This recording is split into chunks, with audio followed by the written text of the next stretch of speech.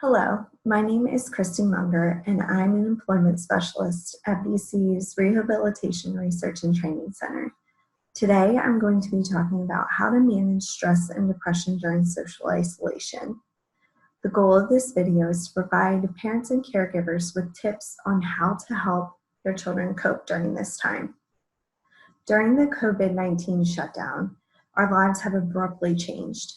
Fear and anxiety about an outbreak or becoming sick can be overwhelming and result in strong emotion. These emotions can be difficult to process, leading to stress and depression in everyone during this time, from young children to adults. The goal of this video, as I said, is to provide parents and caregivers with information on how to help their child, adolescent, or young adult manage stress and depression during social isolation. The first thing that you can do is to be a role model. Remember that your children are watching to learn how to react in this situation because it can be confusing for them.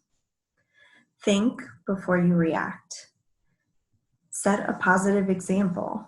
Remember that this can be overwhelming and they might be unsure of how to react, so they're watching to see how you react. If you react in a calm manner, your child will follow your lead and likely react in a calm manner as well. Model how to have proper hygiene and explain the reason why these things are important. This includes washing hands multiple times a day for at least 20 seconds, sneeze or cough into your elbow, avoid hugging and handshakes. This one can be especially confusing to not be able to hug their loved ones. Explain the reason why, to keep themselves and the loved one safe from getting sick, and that this is just a temporary thing. A physical result our body can feel during really stressful times is rapid breathing. Be a role model and demonstrate how to do a deep breathing technique. This will help increase calmness when your child's feeling extremely stressed or overwhelmed. Do it along with your child to help them feel comfortable until they get the hang of the technique. Another thing to do is make time to talk. Some may have a lot of difficulty expressing their emotions or their concerns about the virus and how they're feeling about the shutdown.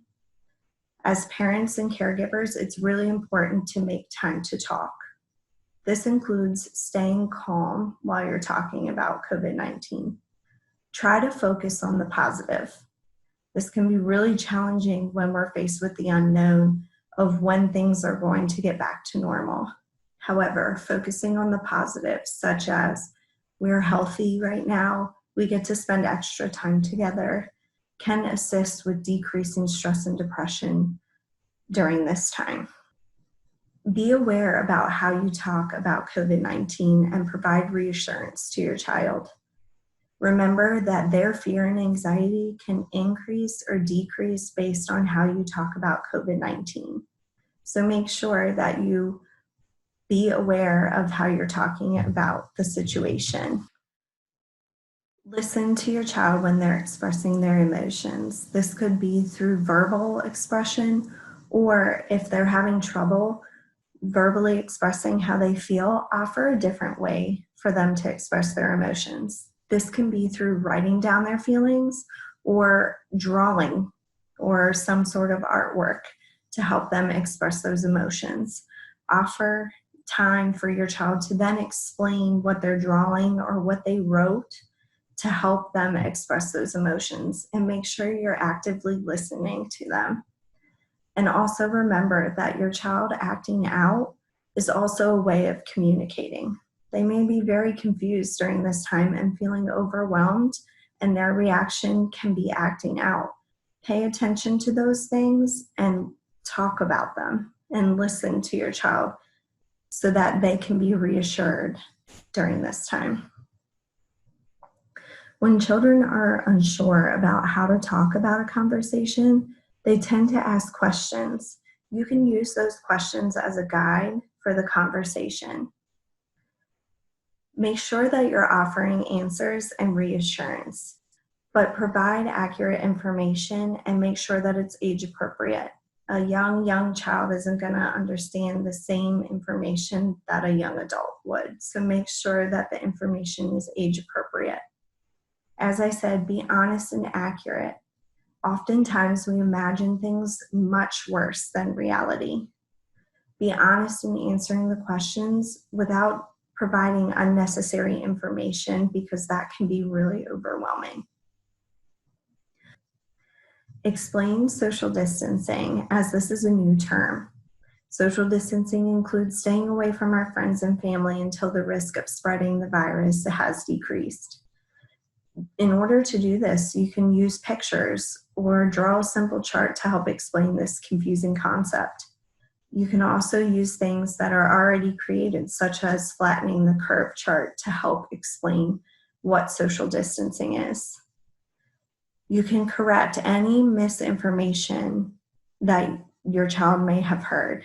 There's resources out there, such as the CDC, which you can stay up to date on the facts to help correct that misinformation. The most important thing is to offer love and affection. Showing your child love and affection offers reassurance and comfort. Another thing you want to do is to help make connections. As I said earlier, routines have been changed and we have become isolated from friends, families, teachers, and our community. You can help your child with connecting to important people in their life. This may require a bit of creativity, but I'm going to give you some suggestions. So with immediate families, spend time together as much as you can. Make things fun by engaging in activities such as projects, playing games, going outside, exercising, and laughing together. For school, take advantage of any virtual learning that the school may be offering.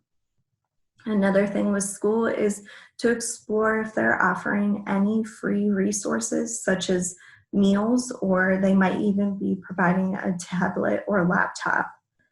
Encourage your child to reach out to important people in their life. This can be over the phone, email, it could be through FaceTime, any video chat. They could even write a letter to keep in touch with those important people that they're not able to see right now. Another thing we want to do is to monitor television viewing and social media. This can increase stress during this time because too much information can be difficult to process, especially when it's coming from different sources that are giving mixed messages. Establish and maintain a routine, and keeping a schedule provides a sense of control and predictability, which promotes calmness. Offer other activities for your children to engage in, such as playing games or going outside or spending time together as a family, which will distract them from the media. Remember to encourage them to ask any questions that they might have after watching TV or scrolling through social media that's related to COVID-19. Keeping open communication with your child during this time will help reduce stress and depression in your child. Be aware of mental health symptoms. So signs might start with difficulty concentrating, sleep disruptions, eating disturbances, things like this. And if they occur for more than 2 weeks, please contact a professional. So with children, they might show signs through bedwetting. They might have behavioral regression. They might be extra clingy to a parent or caregiver, and they might become withdrawn. For adolescents, aggressive behavior might be something that's a sign. They might have nightmares. They might also withdraw or have difficulty concentrating and sleep disturbances. For young adults, they might exhibit symptoms through sleep disturbances, loss of appetite, irritability, and poor concentration. Just be aware of these things so that you can provide your child with the appropriate resources and services that they might need.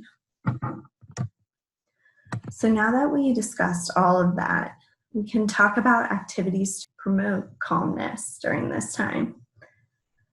So one thing is called a gratitude journal. This is something that your child can do in the morning when they wake up to set the tone for the day, or during the afternoon, or even before bed. But this is where they take time to write, draw, or verbalize at least 3 things that they are grateful for each day. Doing it with them, again, will demonstrate the activity and get them comfortable with doing something like this. But gratitude during these times, during these stressful times, can remind us of the positive things in life. Another thing is walking.